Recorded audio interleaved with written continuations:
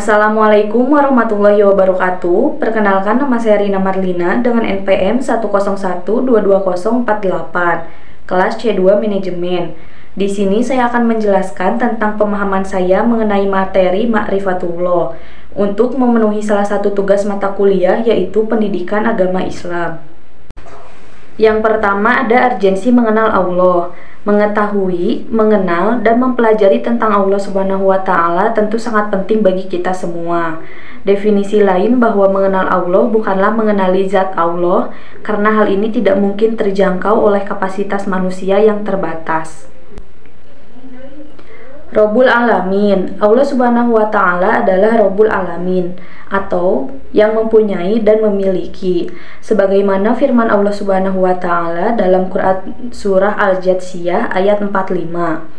A'udzu billahi minasyaitonir rajim. Bismillahirrahmanirrahim. Falillahil hamdu rabbis samawati wal ardi rabbil alamin. Yang artinya, maka bagi Allah lah segala puji Tuhan langit dan Tuhan bumi, Tuhan semesta alam. Kuatu dalil. Pemahaman dan pengetahuan kita tentang Allah Subhanahu wa Ta'ala harus didukung dengan kuatu dalil atau dalil-dalil yang kuat. Seperti yang pertama ada dalil nakli, yaitu nas yang tertulis dalam kitab. Yang kedua ada dalil akli, akal atau logika. Dalil nakli akan semakin terbukti kebenarannya dengan dalil akli yang diperoleh dari ayat-ayat karunia atau alam semesta. Dan yang terakhir ada dalil fitri, yaitu fitrah atau naluri. Jika manusia menggunakan fitrahnya, maka dia pasti menyatakan tiada Tuhan selain Allah. Yang kedua ada cara menuju ma'rifatullah. Jalan mengenal Allah adalah melalui ayat-ayatnya. Yang pertama ada ayat qauliyah atau ayat yang berasal dari ucapan dan bersumber dari firman Allah Subhanahu wa Ta'ala. Contohnya, kita sebagai umat Islam dianjurkan untuk bersabar ketika ditimpa masalah. Yang kedua ada ayat kauniyah, yaitu tanda-tanda kebesaran Allah dan ayat-ayat Allah yang ada di alam raya. Contohnya, Allah Subhanahu wa Ta'ala menciptakan gunung-gunung sebagai tanda kebesarannya. Metode Islam. Yang pertama dengan nakli dan akal.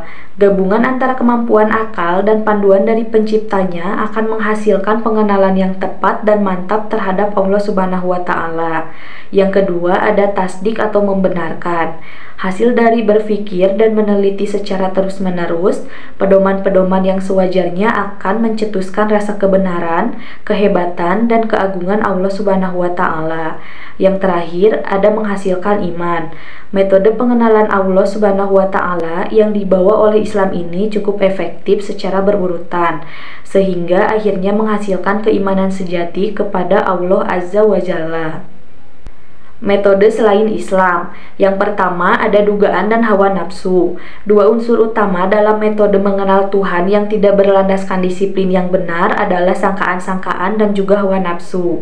Yang kedua ragu-ragu. Apabila jalan yang diambil tidak jelas dan tidak tepat, maka hasil yang didapat juga sangat tidak meyakinkan. Yang ketiga ada berakibat kufur. Semua metode pengenalan yang tidak berlandaskan cara yang dianjurkan oleh Islam, yaitu mengikuti dalil nakli dan akli, akan membawa ke jalan kekufuran terhadap Allah Subhanahu wa Ta'ala. Yang ketiga, penghalang mengenal Allah Subhanahu wa Ta'ala, yaitu sifat yang berasal dari penyakit syahwat. Yang pertama ada al-fisku, yaitu kefasikan, orang yang senantiasa melanggar perintah dan larangan Allah Subhanahu wa Ta'ala. Yang kedua ada al-kibru, yaitu kesombongan, merupakan suatu sikap di mana hati seseorang ingkar dan selalu membantah terhadap ayat-ayat Allah Subhanahu wa Ta'ala. Yang ketiga ada az-zulmu, yaitu kezoliman, merupakan orang yang berpaling dari ajaran Allah karena angkuh dan penyakit hati. Yang keempat ada al-kizbu, yaitu kedustaan, merupakan sikap bohong dan pengingkaran. Yang kelima ada kasratul ma'asi, yaitu melakukan perbuatan maksiat. Selanjutnya ada sifat yang berasal dari penyakit subhat. Yang pertama ada al-jahlu, yaitu kebodohan, yakni tidak mau memikirkan ayat-ayat Allah Subhanahu wa taala. Yang kedua ada al-irtiyab, yaitu keraguan-raguan yang lahir dari kebodohan atau orang-orang munafik. Yang ketiga ada al-inhiraf, yaitu penyimpangan, mereka yang mengikuti hawa nafsu. Dan yang terakhir ada al-ghaflah, yaitu kelalaian, manusia tidak menggunakan potensi dirinya untuk memahami ayat-ayat Allah Subhanahu wa taala. Yang keempat ada bukti keberadaan Allah Subhanahu wa taala. 1. Dalil fitrah, yaitu dalil yang lahir dari fitrah atau asal manusia itu sendiri. Yang kedua ada dalil indrawi, yaitu dalil yang dapat dinikmati, dilihat, dirasa, dan disentuh. Yang ketiga ada dalil rasional, yaitu dalil yang berasaskan akal. Yang keempat ada dalil nas, yaitu dalil yang bersandarkan pada nas-nas atau wahyu Al-Quran yang memperkenalkannya dengan jelas. Yang kelima ada dalil sejarah, yaitu dalil kekuasaan dan keagungan Allah yang dinikmati dari peristiwa yang telah berlalu di atas muka bumi. Yang keenam, mengenal keagungan Allah, yaitu menguatkan pandangan kita betapa luar biasanya keagungan Allah Subhanahu wa taala. Yang terakhir ada mengesahkan Allah, yaitu mengajarkan bahwa zat yang kita agungkan itu adalah zat yang telah menciptakannya. Yang kelima ada mengesahkan Allah.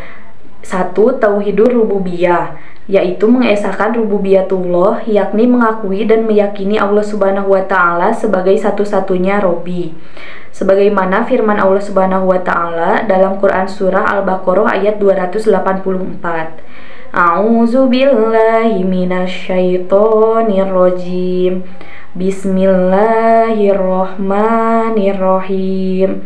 Lillahi ma fis samawati wa ma fil ar, yang artinya kepunyaan Allah lah segala apa yang ada di langit dan apa yang ada di bumi. Yang kedua ada tauhidul mulkiyah, yaitu mengesahkan mulkiyatullah, dialah pemimpin yang menetapkan aturan dan hukum. Yang ketiga ada tauhidul uluhiyah, yaitu mengesahkan uluhiyatullah, yakni dialah satu-satunya goyatan dan makbudan. Goyatan artinya dialah satu-satunya tujuan dan orientasi dalam kehidupan ini. Makbudan ialah yang berhak disembah. Tauhidullah ini diproklamasikan oleh setiap muslim dengan kalimat yang ringkas dan padat. Sekian penjelasan saya mengenai ma'rifatullah. Mohon maaf apabila ada kesalahan dan kekurangan. Terima kasih. Wabillahi taufiq wal hidayah. Wassalamualaikum warahmatullahi wabarakatuh.